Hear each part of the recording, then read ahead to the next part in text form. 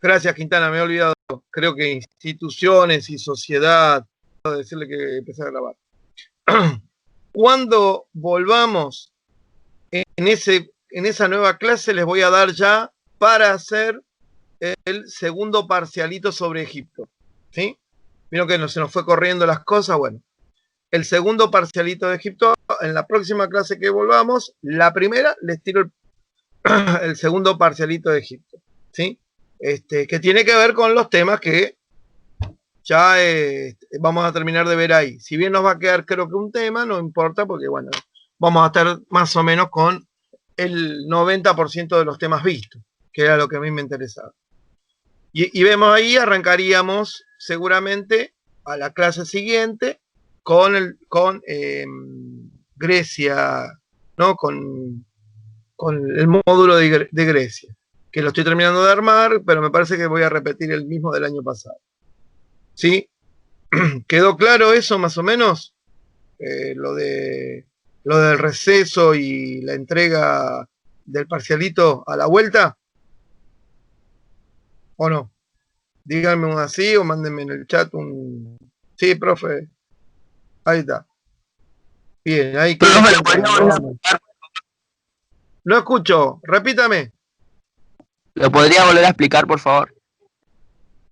Nosotros tenemos, a partir de la semana que viene, comenzamos el receso. Son 2 semanas. ¿Sí? La semana siguiente al receso, que sería la primera semana de agosto, seguramente estarán las mesas de julio, como las llamamos, ¿no? Que son las mesas de mitad de año. Parece que están decididas a tomarlas, así que se va a tomar, lo que significa que no vamos a tener clase, porque a mí siempre me van a invocar los días que yo tengo clases con ustedes. Entonces, recién nos estaríamos encontrando en la segunda semana de agosto. Cuando arranquemos la segunda semana de agosto, yo les voy a enviar el segundo parcialito que es en torno a Egipto. Porque además ese día vamos a poder ver los temas que faltan y más o menos el módulo va a estar completo. A eso me refería. ¿Ahora sí? ¿Se entendió? Sí, profe, muchas gracias. Bueno, perfecto. Veo que llegó Ábalos. Poca tropa hoy. ¿Qué pasó? Me falta un par de semanas y se me desaparece. Bueno, entonces... Hola, profe, buenas tardes. Disculpe que lo molesto. Recién llego, por eso me sumé ahora tarde. No se haga problema porque estábamos con los avisos parroquiales. ¿Sí? Se perdió la parte que estábamos diciendo que vamos a organizar un asado cuando termine la pandemia, todos en la casa de Quintana. No, bueno, mentira. No, bienvenida, mija. Bueno, no, avisos parroquiales nomás. Recién estamos para arrancar. Perfecto. Listo, no sé si alguna cosa más.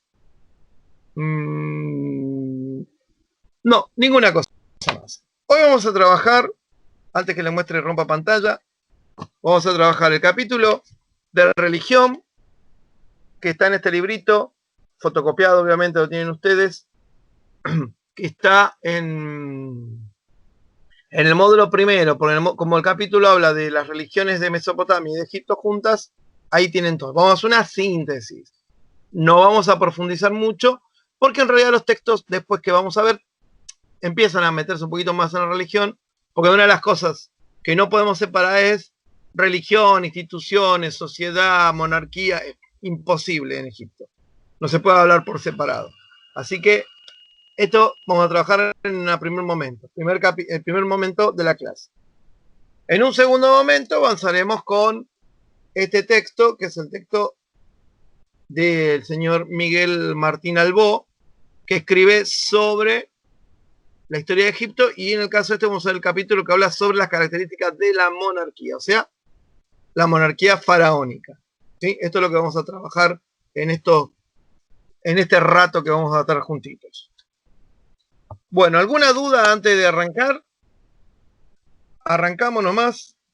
¿Qué tal, Julián? ¿Cómo le va? No lo saludé. ¿Qué tal, Mauricio? Tampoco lo había saludado. ¿Qué tal, Plaza? No lo había saludado. Pero un cachito que la buscamos por acá. habían llegado y no los había saludado. Bueno, changos, voy a compartir pantalla. Vamos a, ya conozco ¿cómo se dice? ¿Cómo se dice? La metodología.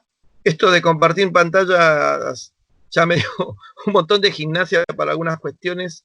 Les cuento, la otra vez me convocaron a una historiadora amiga, de verdad, no como yo, de las que publican libros, salen en la televisión y la llaman de los medios, que es amiga mía porque estudiamos juntos. Me recomendó para dar una mano en una asociación que atiende a chicos con lo que podríamos decir una discapacidad intelectual importante, ¿sí? Y me invitó a dar una clase de historia. Tenía que ver sobre el 9 de julio. Y la verdad que esta gimnasia de moverme con las pantallas me ayudó mucho para armar esa clase para estos chicos. Era sobre el 9 de julio y lo armamos en función de cómo cambiaba el mapa en torno a la revolución y la independencia. Fue muy entretenido. Pero bueno, ahora que es que comparto pantalla me acuerdo de esa experiencia que fue muy linda. Digo, es una manera de poder hacer algo distinto en el medio de la pandemia. Así que bueno, después de última, si a uno le interesa ver la clase, se las paso porque me pasaron el link de Facebook de la asociación donde aparecí yo explicando esto. Bueno, vamos a compartir pantalla. ¿Dónde estamos? Ya estamos compartiendo.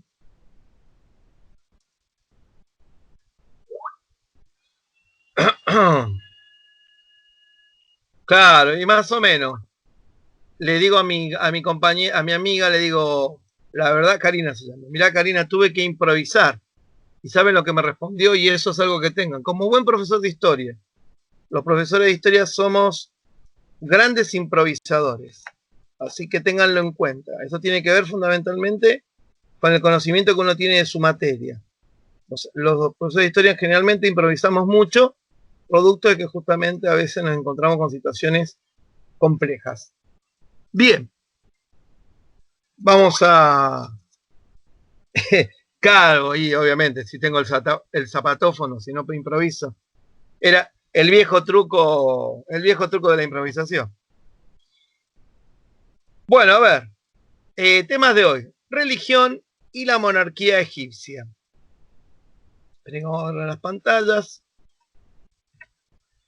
Vamos a trabajar el texto de Ripoll Pereló, que este es de capítulo 3, las religiones. Búsquenlo, si no lo encuentran me avisan.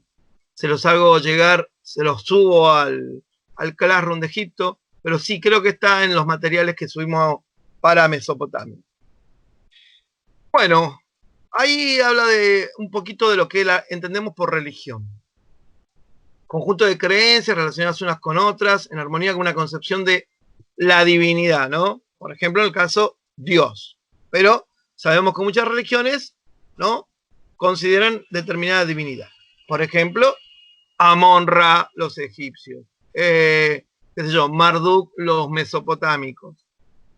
Creer en el dogma es creer en una religión. Las herejías es introducir elementos extraños.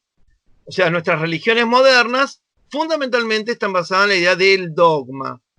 ¿Qué es el dogma? Bueno, generalmente expresado en libros sagrados, donde explican de dónde viene el origen, y es la expresión que no se discute.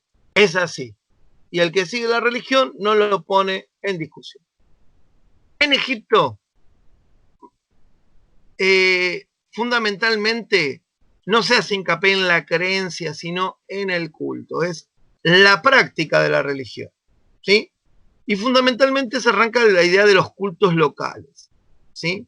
O sea, en un origen, los dioses son reconocidos como los dueños de la localidad, ¿no? El nomo. Ese lugar tiene un dios, ese dios es el dueño de ese territorio, al cual todos los que están ahí sirven.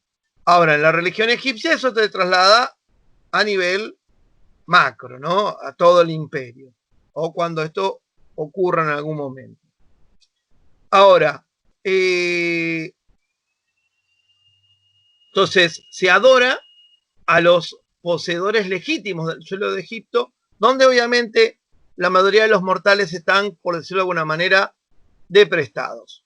¿No? Estamos ahí de paso.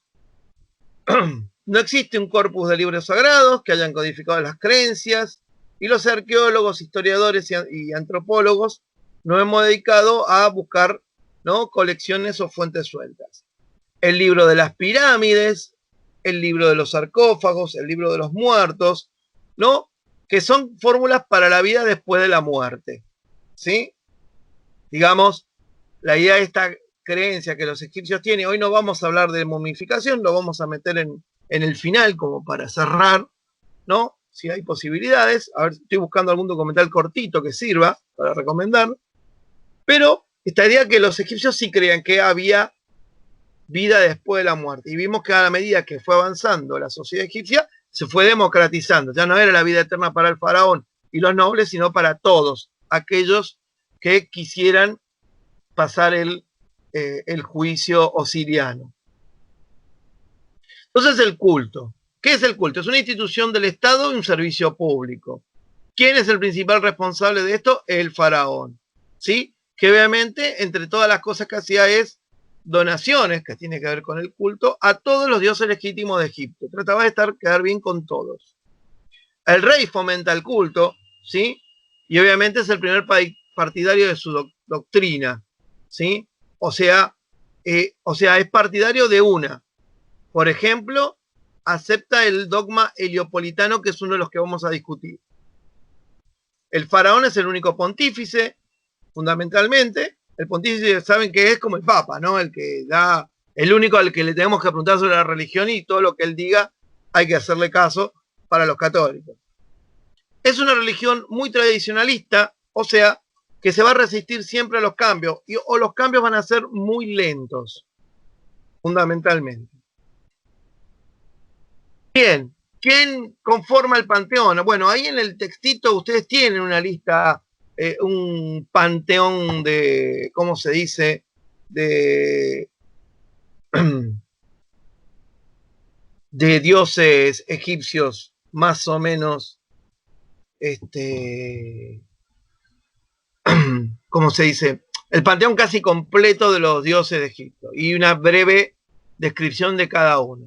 Entonces, el panteón está conformado por los dioses locales, los dioses cósmicos, los dioses de la leyenda de familia, la leyenda de Osiris, que ahora vamos a hablar un poquito de ella, los semidioses y los genios, los dioses extranjeros que van llegando a Egipto y se van quedando por la gente que llega a Egipto. Egipto es un lugar, más allá de que dijimos que está cubierto por su situación geográfica, las invasiones, pero recibe muchísimas visitas extranjeras, y esos extranjeros traen los dioses y que terminan muchas veces asentándose en la sociedad egipcia, pero también incluso traída por los mismos faraones, ¿sí? Finalmente, los héroes divinizados. La teología. ¿Sí? La teología es como se dio el origen de la religión.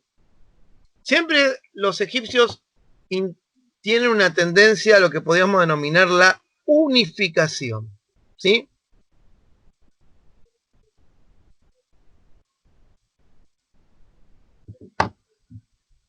O sea, una especie de unificación, siempre buscando la idea de buscar un sistema único que englobara a todos los egipcios. Y a medida que avanzó en el tiempo, y hablamos de miles de años, esto fue una principal búsqueda de preocupación de los sacerdotes y de los faraones. En un principio, obviamente, nos agrupábamos en torno a la hegemonía de un dios protector. ¿Cuál era? El del nomo ganador. Acuérdense que los nomos son esas regiones o ciudades que van a ir imponiéndose a los demás hasta que Egipto esté unificado. Existen muchas síntesis religiosas y obviamente perduran, con muchas de ellas mantuvieron bastante prestigio. Las más conocidas, las centrales, son las que tienen su origen en Heliópolis y en Hermópolis. La que se llama la Eneada y la Odoada, ¿no? Ahora vamos a ver cuál es cada uno. El sistema de Heliópolis es el que va a terminar siendo central a la larga.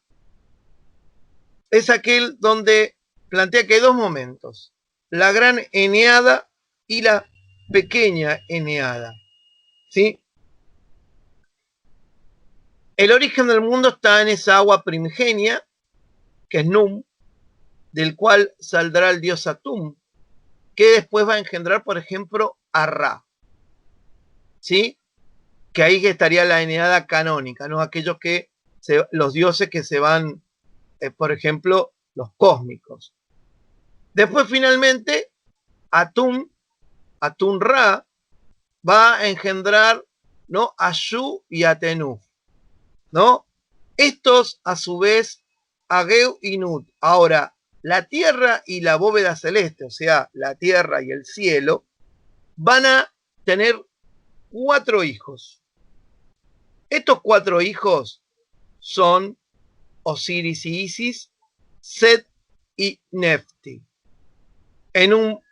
A la vez son hijos de esta pareja, digamos, de estos dioses, son hermanos y a la vez son pareja, Osiris de Isis y Set de Nefti, ¿no? Esto implica también, fundamentalmente, la idea de pensar, ¿no?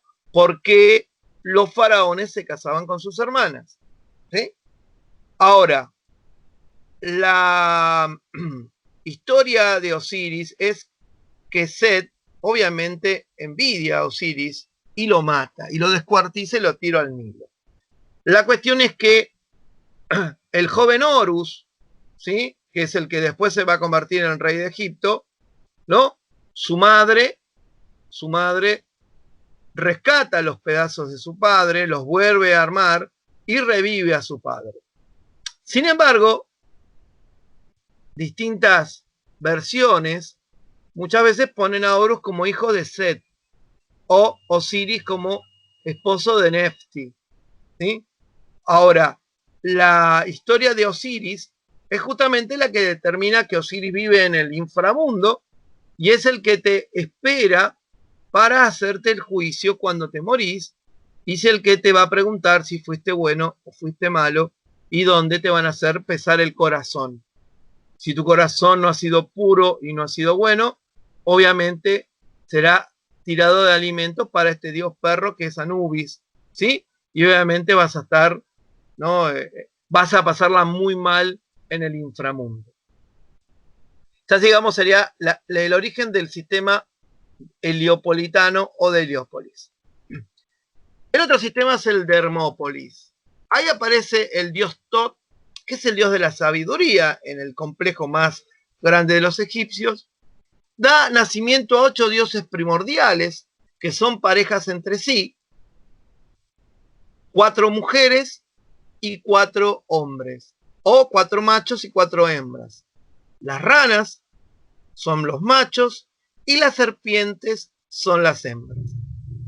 Estas parejas a la vez reciben nombres, ¿no? Una pareja se llama noche, otra se llama tinieblas, otra se llama misterio y otra se llama eternidad. Todas estas en el monte Hermópolis, en una colina, crean un huevo de donde sale el sol.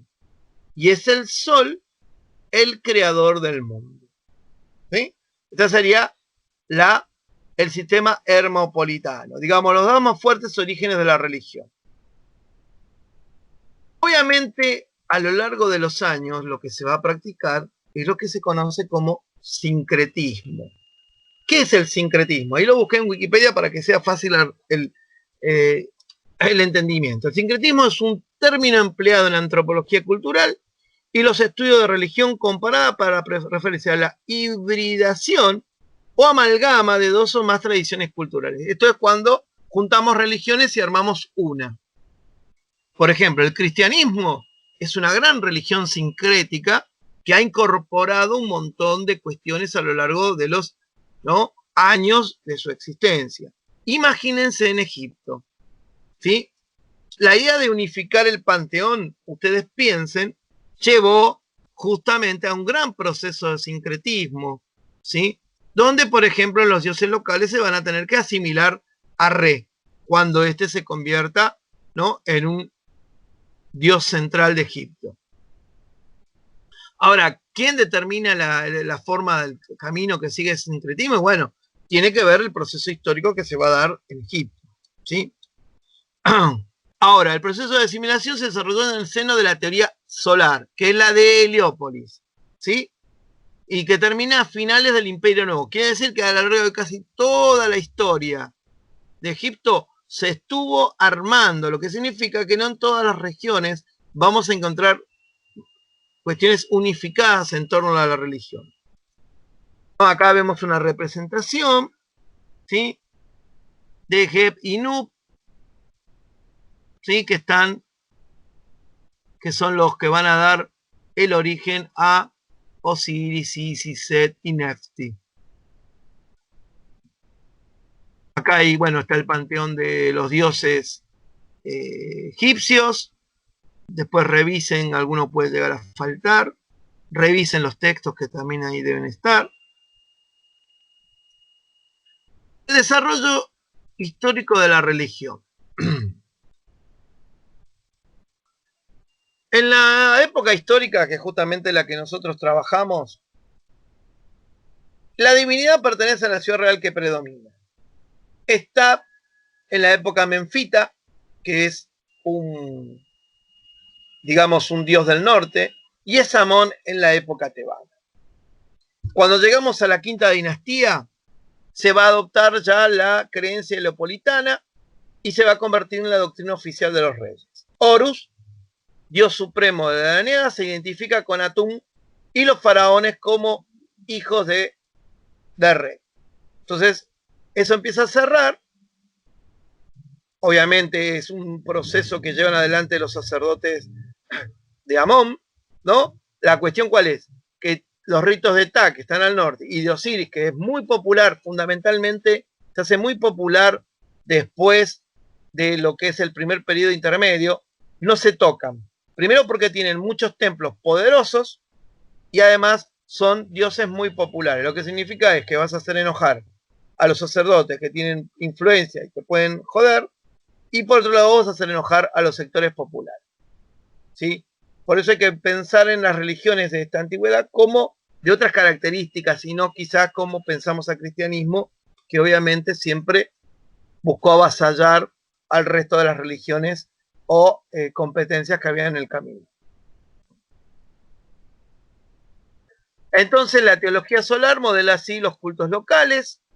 Con la dinastía 11 la doctrina heliopolitana ya es suprema. Tap, ahí bueno, vemos cómo se convierte en un dios local del norte, de Memphis.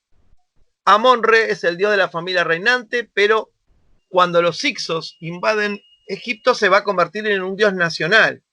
Y cuando se libere Egipto se va a convertir en un dios libertador. Y cuando Egipto conquiste a los asiáticos se va a convertir en un dios conquistador. Fíjense cómo a las facetas acompañan lo que es la política externa de Egipto. Bueno, el que vino a hacer lío fue Akenatón, ya lo hemos visto, ¿no? Vuelve al culto heliopolitano del Re, o sea, vuelve para atrás, toma la idea de Atón, que es el sol, acuérdense que Re también es el sol, ¿sí? Considera a Amón un usurpador de la monarquía divina. El dios solar Atón es un dios universal, es el intento de una doctrina monoteísta, como plantean algunos historiadores. O sea, Egipto tiene un solo dios, Atón. El rey mismo se cambia el nombre porque su nombre hace una referencia a Amón y se empieza a llamar Akenatón. Acá me comí la acá, vamos a ponérsela ahora. Se llama Akenatón, ¿sí? Servidor de Atón. Y muda la capital de Tebas a Aketatón. Esto ya lo hemos trabajado antes. Fue un monoteísmo muy agresivo. Por ejemplo, va a abolir la fe en Osiris. Listo. Obviamente esto va a traer problemas para más tarde, porque claramente cuando la teocracia tebana restaure, obviamente va a restaurar también la fe en Osiris, que vendría a ser como una especie de, ¿cómo explicarlo? Es como una creencia subterránea, subalterna, de lo que sería la oficial, ¿sí? O sea, la mentalidad egipcia es muy conservadora, coinciden casi todos los historiadores, y obviamente se termina de consolidar con el Imperio Nuevo, ¿no? Y obviamente tenemos que Seti I y Ramsés II son sus principales confirmadores. No, acá hay una imagen del mito de Osiris, ¿no? Acá Set matando al pobre Osiris, que es tirado al río y ¿no? Después lo rescata un cocodrilo, Isis que le da vida nuevamente, y hay un ciclo, ¿sí? En el cual, ¿no?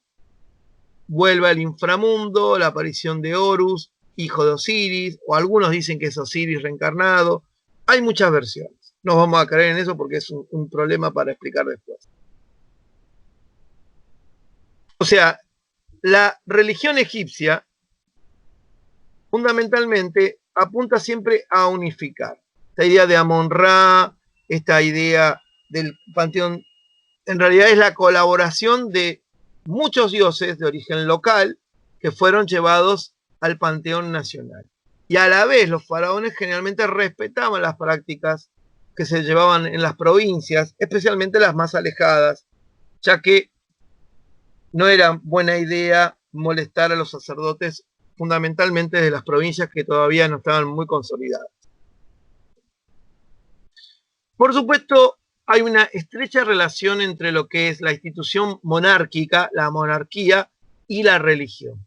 Y acá entramos a trabajar el texto del otro texto, que es el texto de la monarquía de Miguel Martín Albó, ¿no? Este texto que es muy interesante. Este texto se consigue, chicos, si quieren leer completo, la verdad que lamentablemente no puedo poner más capítulos, pero la verdad,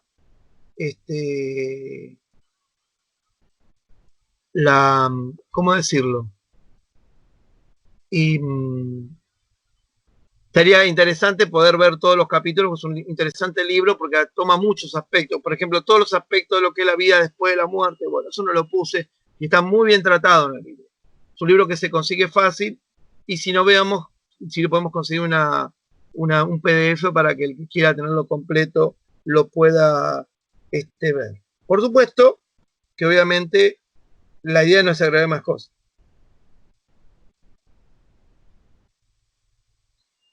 Bien. Dije, vamos con esto.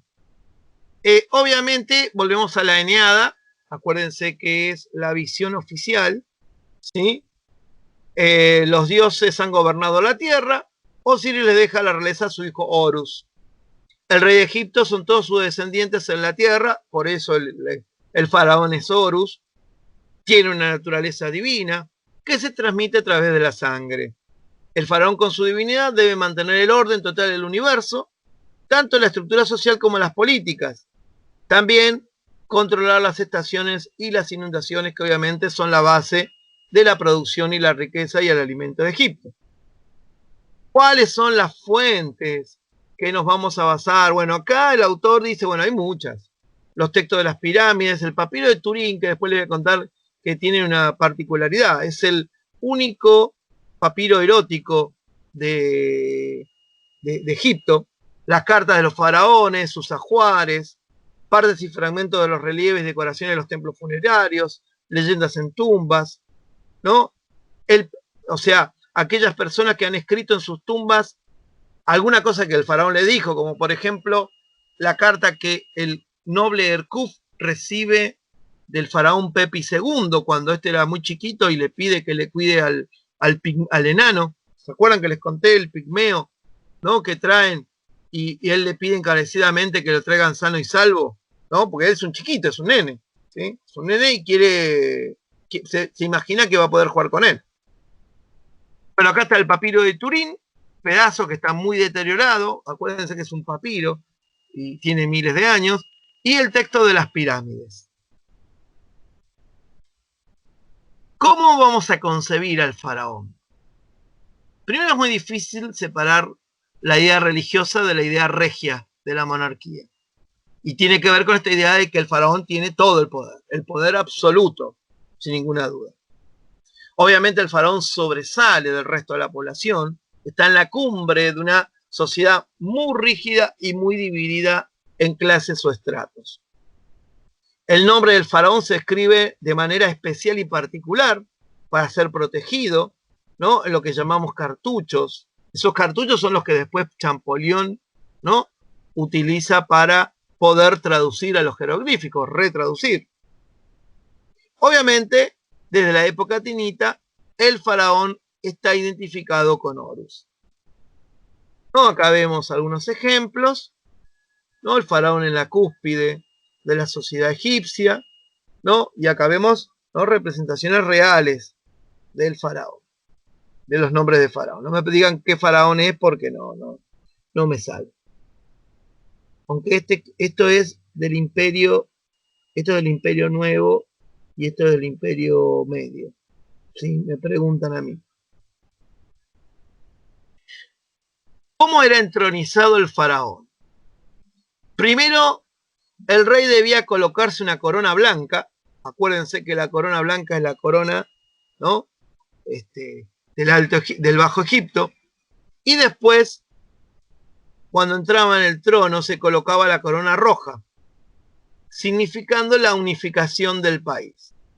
También se llaman plantas en cada región. O sea, en el trono aparecen simbolizados la estrechez de plantas. Después vamos a buscar alguna imagen donde les voy a mostrar eso cuando veamos las características sociales. Ahí les va a gustar porque hay un par de imágenes muy interesantes. Y esta idea de la simetría, ¿no? La idea de estrechar tiene que ver, bueno, tener todo bien unido y medianamente armonioso. Y terminaba con una procesión del nuevo rey alrededor de los muros del palacio. ¿No? Acá vemos las dos, ¿no?, las dos coronas. Bueno, acá hay varias posibilidades de coronas. No, pobre, porque por lo visto la corona era muy pesada, no andaba todo el tiempo con la corona el pobre faraón. Acá lo vemos al faraón representado, ¿no?, con la doble corona y feliz en el trono. La fiesta de Set es una fiesta muy interesante, que no sé si se las mencioné. Se festejaba al año número 30 del reinado del faraón y era un ritual de legitimidad. ¿Qué significaba? Era una especie de renacer del faraón. Parece que en los primeros tiempos, en la época que todavía no había un estado consolidado, el faraón o el rey de cada nomo era sacrificado y reemplazado por uno más joven. Bueno, con la monarquía eso no se continúa y en vez de matar al pobre faraón, lo que hacían era renovar su mandato, le ponían una prueba que tenía que justamente volver a hacerse un recorrer, ser una corrida vital para demostrar que estaba saludable para seguir gobernando. Y se convierte en lo que es la exaltación de la figura del soberano, pero también una forma de legitimarse. Muchos faraones van a hacer la fiesta de Set pocos años después de haber asumido, porque claramente tienen problemas de legitimidad. Ahora, la legitimidad tiene que ver con la idea, en un principio, de la descendencia divina. O sea, somos hijos de Horus. Y la divinidad, claramente, ya después en la quinta dinastía, a través de la sangre materna. Por eso era tan importante las princesas egipcias, ¿no? Porque son las que mantienen la pureza de la sangre solar. Por eso el faraón tomaba como esposas a sus hermanas o hermanastras.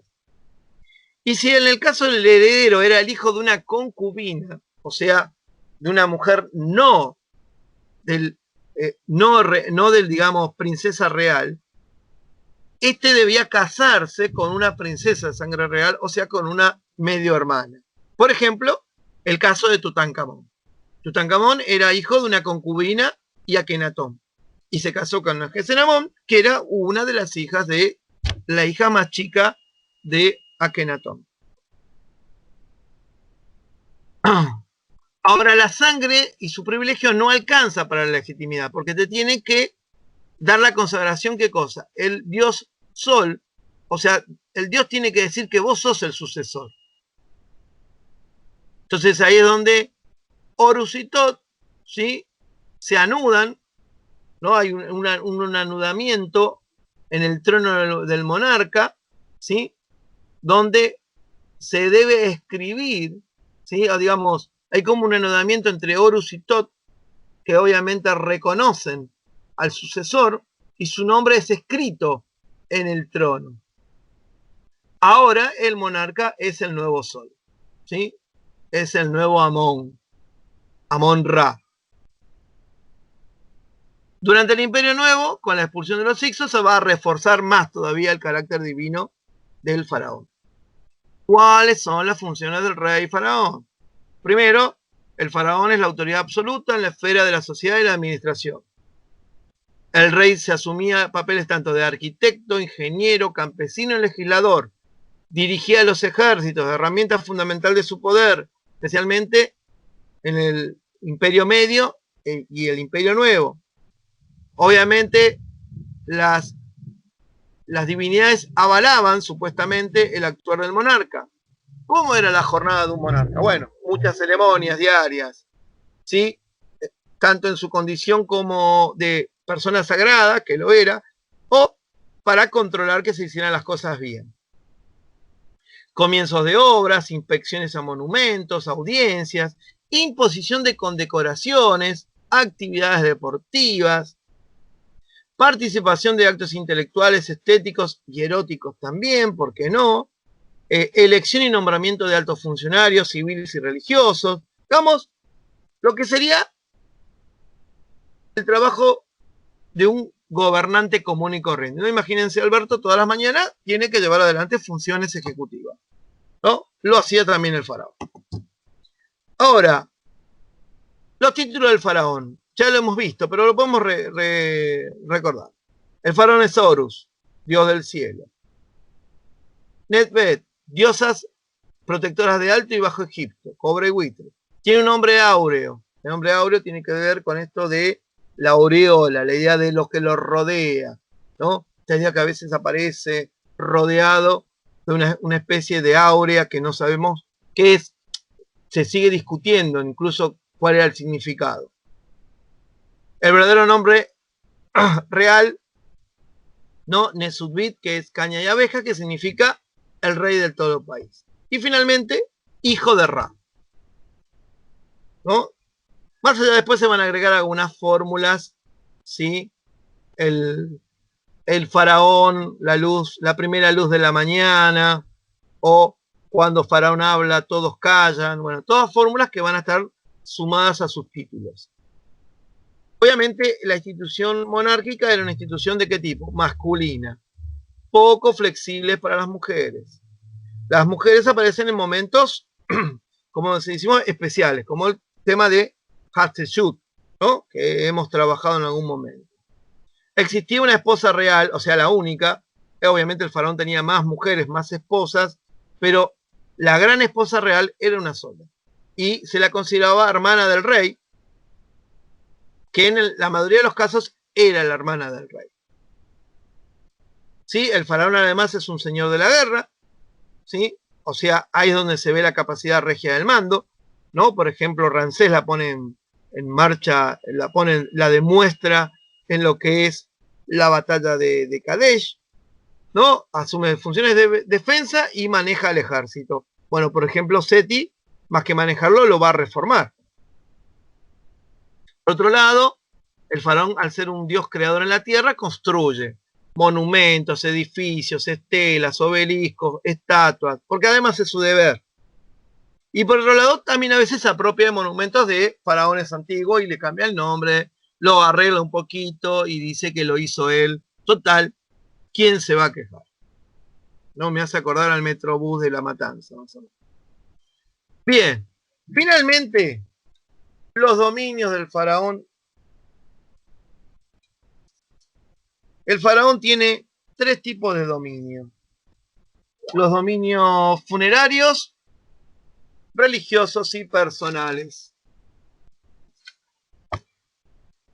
Miren un cachito que yo tenía acá.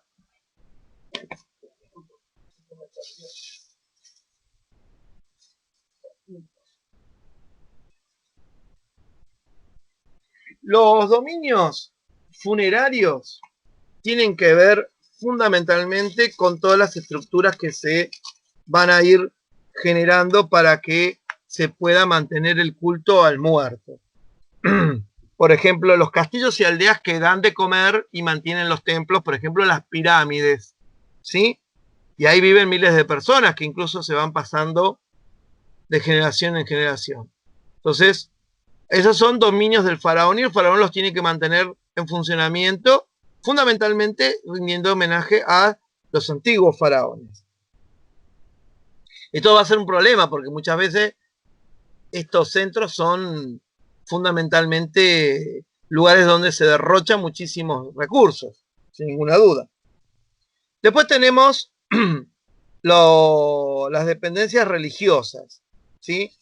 O sea, estos dominios fueron creciendo con el tiempo a medida que el faraón se fue acercando más a los sectores sacerdotales. Por eso es escaso estos dominios en la época del reino antiguo, pero es enorme en la etapa del imperio nuevo, ¿sí? Donde la arquitectura de los dominios religiosos supera los funerarios lejos. Acuérdense que ya los faraones se entierran en el Valle de los Reyes y ya no hay más grandes monumentos funerarios. Y finalmente las cuestiones personales. Esas son bastante antiguas. Tienen que ver, por ejemplo, con las residencias del faraón, los lugares donde el faraón habita, que pueden ser residencias en distintos lugares, ¿no? Y que obviamente tienen un personal a cargo y que pertenecen al faraón, sin ninguna duda, ¿sí? Por ejemplo, y que tienen un director y que son los tipos, los mayordomos que se dedican a manejar estas casas. Bueno, llegamos acá al fin de esta primera parte.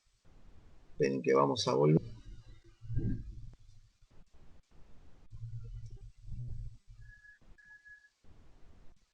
Volvemos, esperen que vuelva. Ahí está. Bueno, acá estaríamos una síntesis de lo que tiene que ver la religión y el rol del monarca, ¿sí? El monarca egipcio es un monarca esencialmente absoluto. Y como dijimos, por eso me parecía importante arrancar con el tema de religión, ¿sí? Como dijimos, me parecía importante plantear esto porque es el que es de él, seguramente de sacerdotes asesores que tiene, es de donde sale toda la, ¿cómo se llama? Toda la doctrina que va a ponerse en marcha para poder, obviamente, garantizar, ¿no? Por decirlo de alguna manera, digamos, el éxito, ¿no? De los cambios religiosos o, en su defecto, la difusión religiosa. Acuérdense que el culto, ¿no? Es una función que el faraón también debe cumplir. ¿Se entendió hasta ahí nomás?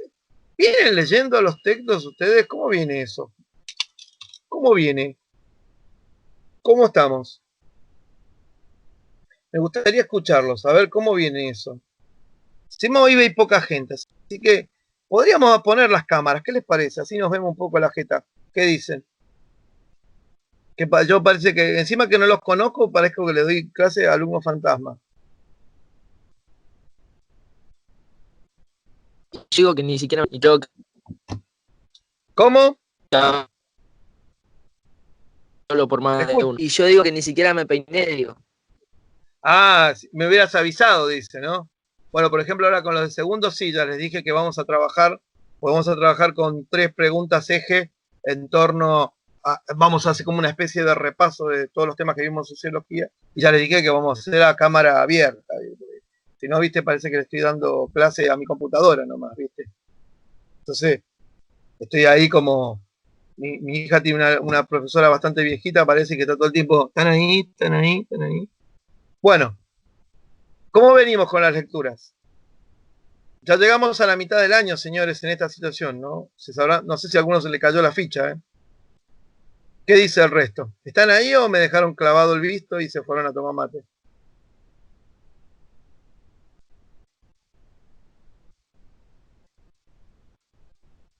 Anda esto.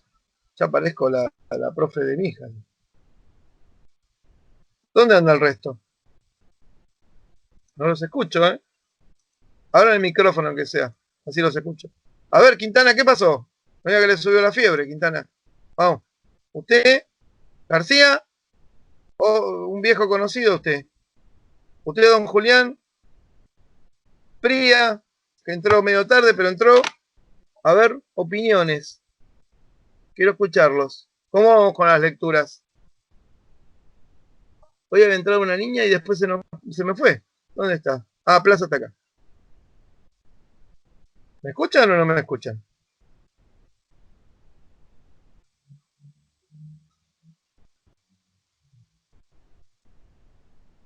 ¿Hola? ¿Se cortó?